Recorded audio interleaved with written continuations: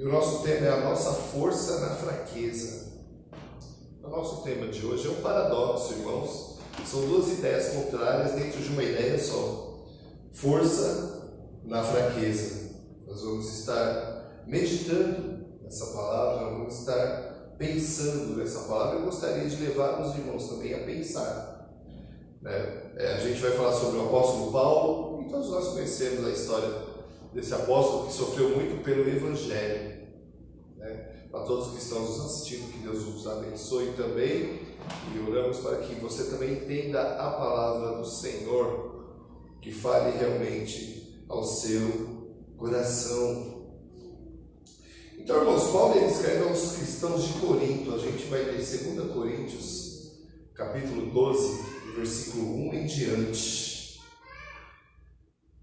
2 Coríntios, capítulo 12, do versículo 1 em diante. Onde Paulo ele trata de um assunto interessante. Ele vai falar sobre a força na fraqueza. Paulo ele vai dizer que na fraqueza dele ele é mais forte. E que o Senhor revela isso para ele. Nós vamos falar sobre alguns assuntos que está muito em voga, que está muito em nossa volta, há muito tempo já, que é o misticismo dentro da igreja. Uma igreja mística. Ela veio se formando, ela vem crescendo, e ela cresce muito rápido porque as pessoas gostam do místico, gostam do sobrenatural, aquilo que é inexplicável, E a gente vai conversar um pouco sobre isso hoje, Então Paulo escreve aos cristãos de Corinto, irmãos. Corinto era uma cidade portuária, uma cidade que tinha vários e vários problemas morais, problemas de prostituição cultural. A deusa de Corinto, se eu não me engano, é Afrodite, ou Semíramis, eu não lembro qual das duas, mas era uma cidade que tinha vários problemas morais, e até mesmo a igreja de Corinto tinha problema moral. Dentro da igreja tinha muitos problemas morais, e Paulo escreve as cartas para corrigir aquela igreja, para falar para aquela igreja no que ela estava errando, segundo a palavra de Deus. Por quê, irmãos? Essa igreja, por ter muito culto a outros deuses pagãos, ela era acostumada a buscar o místico, a buscar aquilo que era sobrenatural. Onde Paulo mais fala sobre dom de línguas e esse tipo de coisa é escrevendo aos Coríntios, porque eles gostavam desse assunto. E a gente vai ler nesses textos alguns aspectos que Paulo explica para aqueles irmãos que o mais importante para se aprender é sobre a palavra de Deus. Paulo ele queria ensinar a palavra, mas os irmãos eles queriam a mística. A data em que ele escreve a esses irmãos é de aproximadamente 57 depois de Cristo. E nesse texto, irmãos, a palavra-chave é fraqueza. Hoje a gente vai falar sobre fraqueza. Mas pastor, fraqueza, já estamos com tanto problema, tanta coisa para pensar. Mas irmãos, é na nossa fraqueza que Deus trabalha. É na nossa fraqueza, quando nós diminuímos, o Senhor cresce. Quando nós realmente abaixamos o topete, o Senhor usa a nossa vida. E é nisso que nós vamos pensar hoje. Então, 2 Coríntios capítulo 12, a partir de 1, diz o seguinte: embora não adiante nada, eu preciso me gabar de mim mesmo.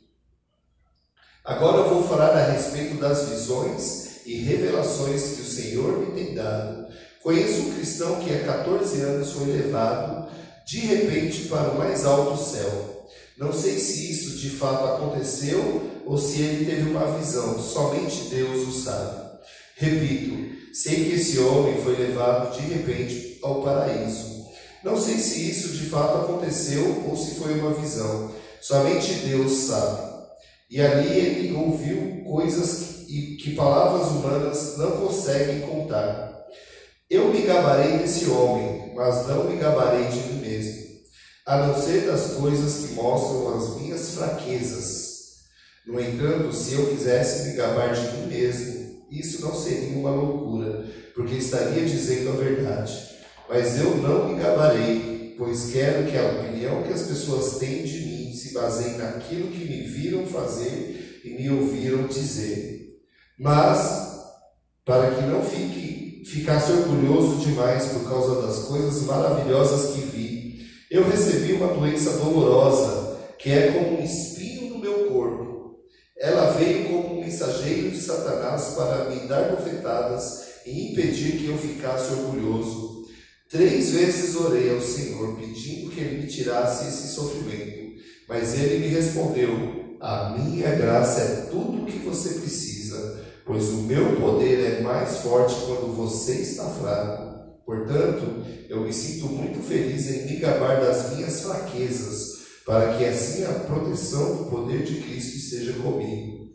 Eu não me alegro também com as fraquezas, os insultos, os sofrimentos, as perseguições e as dificuldades pelos quais passo por causa de Cristo, porque quando perco toda a minha força, então tenho a força de Cristo em mim. Amém.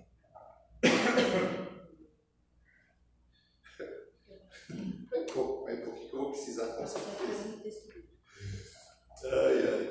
Irmãos, então um texto belíssimo, e nós vamos ponderar e falar algumas coisas interessantes que Paulo está ensinando aos coríntios e ele ensina hoje para nós. Ele ensina para cada um de nós. Então nós vamos ver 3 aspectos interessantes nesse texto. 3 aspectos que vão nos mostrar muitas coisas do que estão acontecendo. Irmãos, o primeiro aspecto que nós vamos perceber nesse texto, Paulo vai falar sobre revelação. Como hoje em dia as pessoas gostam de revelações, né? As pessoas vão à igreja, mas pastor, eu vou numa igreja que lá me revelam até o meu CPF. Né? Revela até o meu RG, né? Fala a minha vida todinha, né? Aí não dá, né, irmão? Oh, meu Deus! Mas, como as pessoas... E essas igrejas, irmãos, estão lotadas. Porque as pessoas querem essas revelações, querem essa mística, na qual eu falei na minha introdução. As pessoas querem a revelação. Isso está confundindo muitas pessoas. Uma vez eu fui na casa de uma pessoa, e tinha uma pessoa que era evangélica, e a dona da casa falou: esse aqui é meu pastor da minha igreja e tal. E a moça já olhou para mim e falou: pastor, se estiver vendo alguma coisa, já me fala logo. Eu falei: gente, acho que ela confundiu, né? Eu sou pastor, eu não sou vidente, cartomante, não sou nada disso, né? Guru, é verdade, né? Mas eu sou pastor, né? Eu prego a palavra, a revelação da palavra. Estamos nos esquecendo, irmãos, que a Bíblia é a revelação de Deus. Irmãos, a Bíblia ela é completa.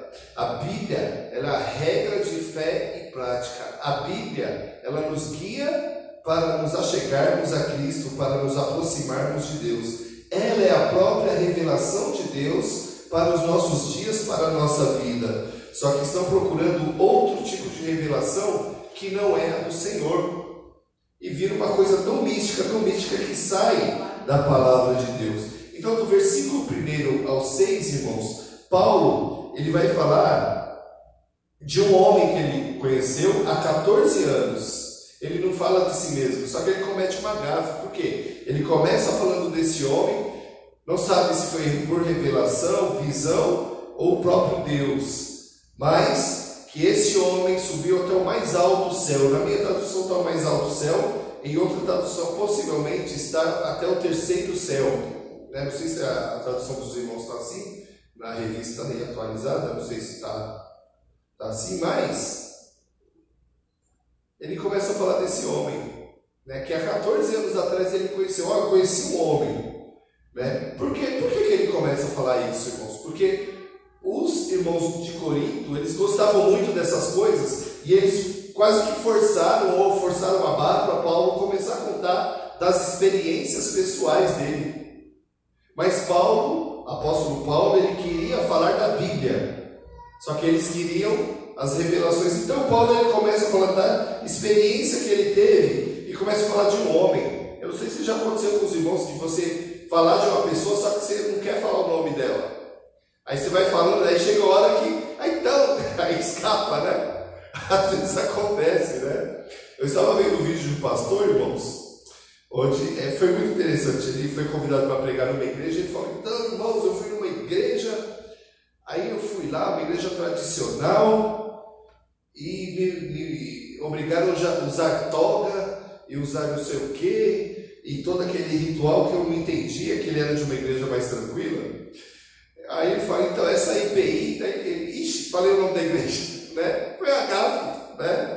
Que aconteceu. E Paulo, ele fez a mesma coisa. Ele começa a falar de um homem que ele conheceu há 14 anos, né? Que teve essa revelação, onde, irmãos, a linguagem humana não conseguia declarar, não conseguia falar, não conseguia realmente dizer o que aconteceu de tão maravilhoso que era. A linguagem humana não acompanha. Olha que interessante. E ele começa a falar desse homem e começa a falar como se não fosse ele mesmo, né? Uma coisa que nós vemos, irmãos, que Paulo, ele teve humildade e modéstia.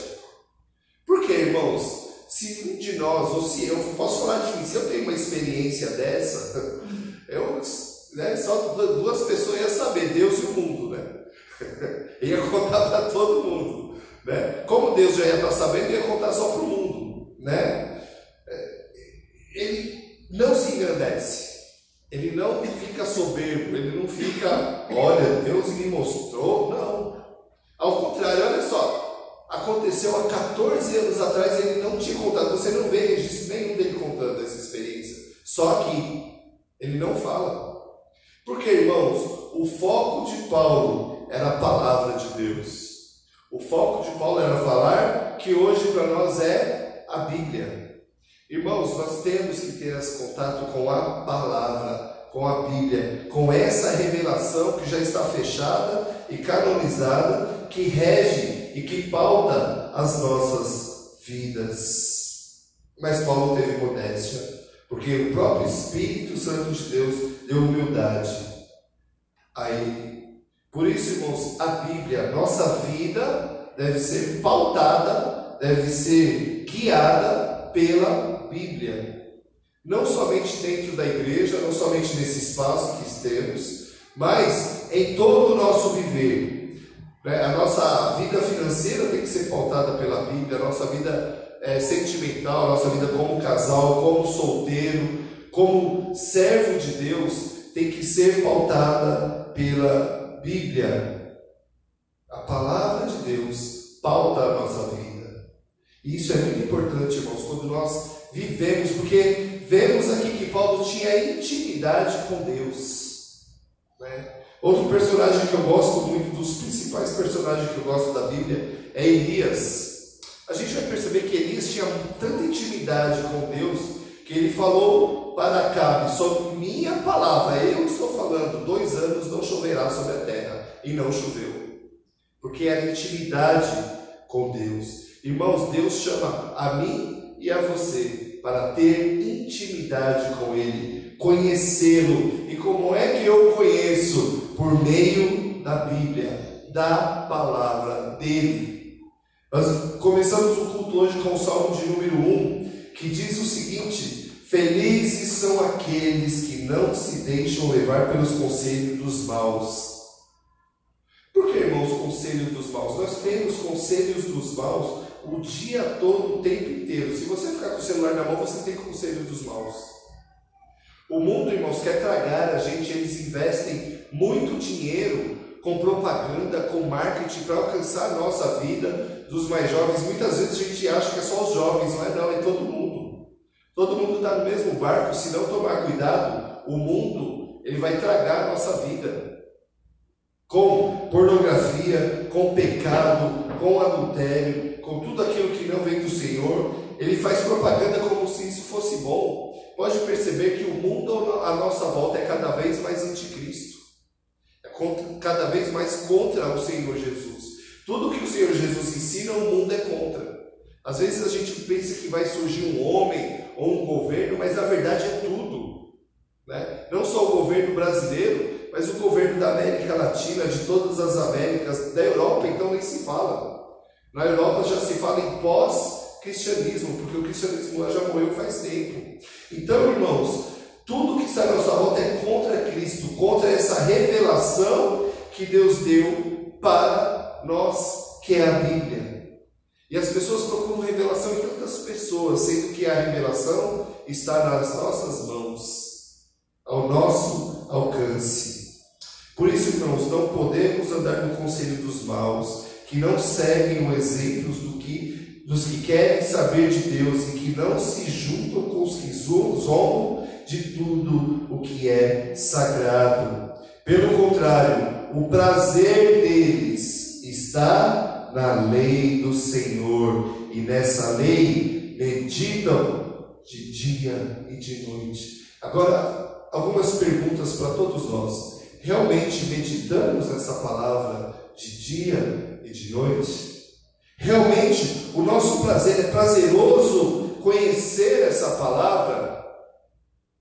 São perguntas para nós, irmãos. Por quê? Porque os dias de fraqueza chegarão, os dias de luta sempre virão, os dias de desânimo sempre virão. Estamos preparados por meio da palavra para esses dias? São perguntas que podemos fazer para nós mesmos. Por isso, irmãos, a revelação de Deus nos prepara para encarar o mundo, para encarar aquilo que o mundo está fazendo contra Cristo e, consequentemente, contra nós que servimos a Cristo. O mundo está cada vez mais distante de Deus. É por isso que Jesus nos chama, irmãos, para sermos sal da terra e luz do mundo. Nós temos que temperar o lugar que nós estamos, e nós temos que ser luz aonde quer que estejamos. O nosso irmão Leônio, que trabalha em escola, ser luz na escola. A nossa irmã que trabalha, eu não sei o nome do lugar, mas CAPS, isso, CAPS, ser luz no CAPS, porque, irmãos, o que não falta é trevas. O que não falta é gente falando de intimidades que não convém para ninguém. As pessoas falam o tempo todo, é horrível, né? Uma vez uma pessoa estava falando sobre a vida dela, e eu, com toda a sinceridade e mansidão do mundo, falei: olha, eu não preciso saber, eu não quero saber. Eu não preciso saber de nada do que você está falando. Porque, irmãos, são coisas que só diz respeito a ela mesma, mas quer falar para tudo, para todos. Coisas que não interessam, que não precisa a gente saber. Mas, irmãos, a revelação de Deus nos chama para ter prazer na lei do Senhor de dia e de noite. Um segundo aspecto desse texto, irmãos, e esse texto ele é discutido há milhares de anos, há pelo menos há quase 2000 anos, que é o espinho na carne de Paulo, que está no versículo de número 7. Mas, para que não ficasse orgulhoso demais por causa das coisas maravilhosas que vi, eu recebi uma doença dolorosa, que é como um espinho no meu corpo. Ela veio como mensageiro de Satanás para me dar bofetadas e impedir que eu ficasse orgulhoso. Olha que interessante, irmãos. Até o versículo 6, Paulo está falando de um homem. No versículo 7 ele já assume, sou eu, né? As coisas que vi, as coisas que eu vi, que a linguagem humana não vai conseguir descrever. Ele começa a falar: mas eu recebi na minha carne um espinho, algo muito doloroso, para que eu não fique orgulhoso. O orgulho, irmãos, é o maior problema do ser humano. Nosso irmão Maércio aqui, que sempre trabalhou no meio de música, quase não tem, né? Trabalhei não, toquei as músicas na igreja. Né? Quase não tem orgulho, né? Soberbo. Não tem. Não, na igreja não, né? Não. Né? No meio dos pregadores, quase não tem também, irmãos.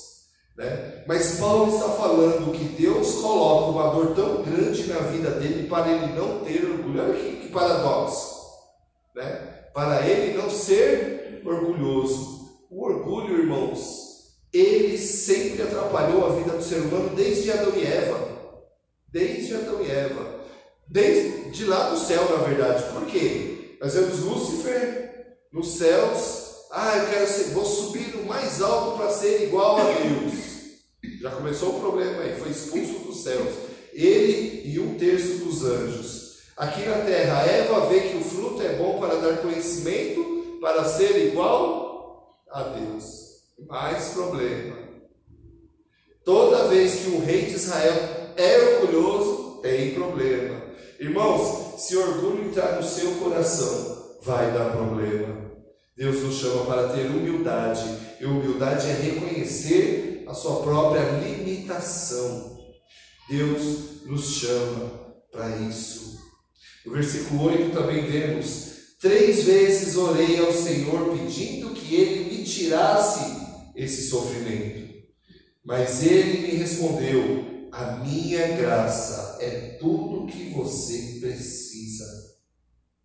Muito interessante isso, irmãos. Paulo ora 3 vezes. Irmãos, eu estou orando por algumas causas faz não sei quantos anos. Paulo, na terceira, ele ora a primeira, Deus não fala nada. Ele ora a segunda, Deus não responde. Ele ora na terceira, Deus fala: ó, a minha graça te basta. Meu Deus. Né? Nós vemos, irmãos, o nível, novamente, de intimidade. A minha graça, para você já está bom. Para nós que fomos alcançados pela graça de Deus, já é o suficiente, irmãos. A graça do Senhor nos alcançou. E o que é essa graça, irmãos? É esse favor que nós não merecemos e que Deus mesmo assim te deu, mesmo assim nos dá. A salvação em Cristo Jesus. E Deus fala para Paulo: ó, é tudo o que você precisa, pois o meu poder é mais forte quando você está fraco. É aquela tendência que temos, irmãos, que quando estamos precisando de um momento de enfermidade, né? Eu imagino quanto o nosso irmão Delcia, o nosso irmão Lúcio tem orado por essa operação. Aconteceu com a irmã Valéria, aconteceu com o Maércio, né? Que aconteceu com bastante gente. Mas como nós oramos, né? Senhor, Senhor, meu Deus, né? Meu filhinho passou por uma cirurgia agora. Na semana da cirurgia foi atropelado por uma moto. Imagina as orações, irmãos. É um momento de fraqueza, que é um momento que, Senhor, eu não consigo. Eu não sei mais. Está em suas mãos, eu não consigo. E nesse, irmãos, processo nós somos transformados, nós somos melhorados na caminhada cristã. Às vezes é difícil de entender, às vezes é difícil de compreender, mas somos, irmãos, edificados pelo Espírito Santo. São nesses momentos. É por isso que Deus fala para Paulo: na sua fraqueza eu sou mais forte. Martin Luther King Jr., um pastor batista dos anos 60, ele lutou muito contra a segregação racial dos Estados Unidos. Ele tem uma frase que eu gosto muito, que ele fala o seguinte, irmãos: eu não sou quem eu gostaria de ser, eu não sou quem eu poderia ser, eu não sou quem eu deveria ser, mas graças a Deus eu não sou mais quem eu era. Graças a Deus eu não sou mais quem eu era. Será que podemos falar isso da nossa vida, da minha vida? Eu olho para a minha vida hoje, que eu voltei, né, na hora do louvor, eu voltei lá para a minha infância. Mas hoje, na fase quase idosa, chegando na idosa, adulta, será que eu realmente não sou mais quem eu era? Eu melhorei? Só que daí eu olho, irmãos, na luz que o Senhor Deus Ele nos dá, eu penso assim: eu tenho muito o que melhorar, mas muito mesmo, o que melhorar na presença de Deus. Mas graças a Deus eu não sou mais quem eu era lá no início, porque o Senhor me aperfeiçoou muitas vezes na minha fraqueza. E que isso, irmãos, sirva de lição para a vida de cada um de nós, porque o Espírito Santo de Deus é esse ato transformador da nossa vida dia após dia, para nos tornarmos pessoas melhores, como eu disse no início, para sermos sal da terra e luz do mundo, para as pessoas olharem para você e ver o próprio Senhor Jesus Cristo vivendo por meio da sua vida. E vemos também, irmãos, o terceiro aspecto, que vai falar justamente sobre a graça. Eu me lembrei agora que, na verdade eu me lembrei ontem, que as meninas que pregaram para as crianças, eles estavam falando que hoje, para crianças que elas pregaram há muito tempo atrás, hoje já são adultos e chamam elas de tia, né? Eu também tenho uma tia, quando eu era criança, na igrejinha que nós chamávamos, tinha a tia Graça. O nome dela era E ela evangelizou a minha vida com flanelógrafo. Vocês sabem o que é flanelógrafo? Né? Eu viajar, irmão, se eu ver hoje eu paro para ficar vendo, que eu acho aquilo muito legal. Né? Conta a historinha e vai pondo os desenhinhos, né? Era muito legal. E como eu aprendi da parte de Deus com aquela irmã, com flanelógrafo. Mas a graça de Deus, irmãos, muitas vezes tem valores invertidos. Sabe por quê, irmãos? Como nós não merecemos essa graça, o céu vai estar cheio de gente que não merece, né? E eu vou ser um deles, eu não mereço. Mas eu estarei no céu por causa da graça de Deus que me alcançou e me resgatou. E resgatou a cada um de nós. Eu gosto muito de pensar em areia movediça, né? A gente vê muito em filme mais antigo, né? As pessoas, conforme ela se mexe, ela vai caindo, vai afundando, né? Somente uma pessoa do lado de fora para salvar. E foi isso que aconteceu conosco. O Senhor Jesus de fora, com uma corda ou com a própria mão, veio e nos resgatou do lamaçal do pecado. Foi isso que Ele fez com cada um de nós, irmãos. No versículo 9 vai dizer: mas Ele me respondeu que a minha graça é tudo o que você precisa, pois o meu poder é mais forte quando você está fraco. Portanto, eu me sinto muito feliz em me gabar nas minhas fraquezas, para que assim a proteção do poder de Cristo esteja comigo. Eu me alegro também com as fraquezas, os insultos, os sofrimentos, as perseguições e as dificuldades pelos quais passo por causa de Cristo, porque quando perco toda a minha força, então tenho a força de Cristo em mim. E isso é para cada um de nós. Se você se sentir fraco, saiba que o poder de Deus se aperfeiçoa na sua fraqueza e Ele te levanta nos momentos de enfermidade, nos momentos de dor, nos momentos em que pensamos, agora acabou. Muitas vezes eu falo, agora que está começando, agora quem age sou eu, agora quem faz sou eu, agora quem vai à frente sou eu. É isso que o Senhor faz com as nossas vidas, irmãos. Por isso nós temos que ter a força de Deus para nos levantar, para correr, para voltar para a corrida, onde o fim dela é a vida eterna no Senhor. Esse pacto que temos com Deus, porque a graça do Senhor, irmãos, é um pacto de graça. E no Catecismo Maior de Fé de Westminster, pergunta de número 31, diz: com quem foi feito o pacto da graça? E a resposta é: o pacto da graça foi feito com cristãos, com o segundo Adão, e nele com todos os eleitos, com suas sementes. O segundo Adão é o Senhor Jesus Cristo, que fez esse pacto da graça, que o próprio Deus, sendo puro, sendo santo, santo, santo. Eu gosto muito dessa expressão, porque no hebraico não existe o superlativo, não existe santíssimo no hebraico. Então eles repetem 3 vezes: santo, santo, santo. Quando Isaías vê a orla do Senhor e os anjos cantando santo, santo, santo, é porque eles não tinham essa palavra santíssimo. Então eles repetiam santo, santo, santo. E Ele nos chama hoje, irmãos, com a graça dEle, para imerecedores, para transformar a nossa vida, dar um sentido novo ao nosso viver. E todos aqueles que nos rodeiam vejam a luz do Senhor na sua vida, na minha vida, sendo transformados, sendo guiados, sendo levantados na fraqueza, para que Ele seja glorificado. É através da sua vida, irmãos, é através da minha vida, das nossas vidas. É por isso que muitas vezes, irmãos, uma coisa muito interessante para se pensar, uma coisa corriqueira é comum, que é: eu não tenho direito mais como cristão de falar, eu não gosto de tal pessoa. Eu não tenho, nós não temos. Porque, irmãos, todos nós somos imagem e semelhança de Deus. E como nós somos fracos e o outro também é fraco, e Deus nos ensina, é para amar todas as pessoas. E como é difícil, mas é um pacto da graça. Ele não merece, eu também não mereço. E nós dois não merecemos, mas por causa de Cristo nós somos salvos, por causa de Cristo nós somos transformados, por causa de Cristo nós vamos alcançar aqueles que nós pedimos tanto, nós vamos alcançar para a glória de Deus, porque vai ser no tempo dele, do jeito dele, para ele, e tudo conforme ele quer. Porque quando nós negamos a nós mesmos, entregamos tudo na mão dele, né? Cântico, tudo entregarei,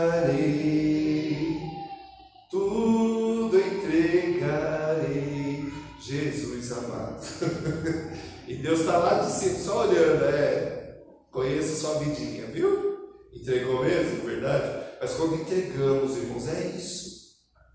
É tudo dele agora, todo o nosso ser. As igrejas, não só hoje, desde a Idade Média, falam muito de financeiro, entrega tudo que você tem, o seu melhor, como se fosse o financeiro. E nunca foi o financeiro, mas é toda a sua vida. É muito mais, dá muito mais trabalho. É a sua vida, o seu tempo, o seu pensamento, suas atitudes, tudo nas mãos de Deus. E a propaganda de Jesus era muito boa. Entrega tudo, negue-se a si mesmo, tome a sua cruz. Cruz que na época era sinal de maldição, mas é para entregar, é para pegar e agora vamos seguir. Difícil, irmãos, mas esse é o cristianismo que nós vivemos. É isso que nós vamos celebrar na Santa Ceia do Senhor hoje. O corpo de Cristo moído por causa de cada um de nós, o sangue dele derramado por causa de cada um de nós, porque se você aceitou Jesus é por sua causa que ele derramou. Ele olhava para você. Se você realmente crê e entregou, é por você que ele entregou o seu corpo e o seu sangue para você ser salvo. Essa graça te alcançou por meio dele, para ele, para a glória dele eternamente. Amém. Então nós vemos, irmãos, a revelação do Senhor que encontra as nossas vidas. Nós vamos ver, irmãos, que Deus, que o apóstolo Paulo tinha espinho na carne, e nessa fraqueza ele era mais forte. E nós vemos, irmãos, que a graça do Senhor é para todos nós e nos alcançou. Não quer dizer que a nossa vida vai ser mais fácil, vai ser mais simples, não, mas quer dizer que a nossa vida agora tem um objetivo, tem um sentido, tem o próprio Deus na nossa vida. Por isso, irmãos, entregue tudo nas mãos do Senhor. Que Deus nos abençoe durante toda essa semana. Nós vamos orar especialmente pelo nosso irmão Neuci, que vai estar sofrendo a cirurgia e logo logo vai estar carregando aí muito peso, vai carregar cimento, areia, pedra para a glória do Senhor, vai rebocar umas paredes aí, né, para nós. Irmão, já pensou? Não, mas que Deus vai abençoar a sua recuperação em nome de Jesus, porque essa graça nos alcançou e a nossa vida foi transformada por Ele. Que Deus nos abençoe, irmãos, em nome de Jesus. E vamos neste momento participar da Santa Ceia.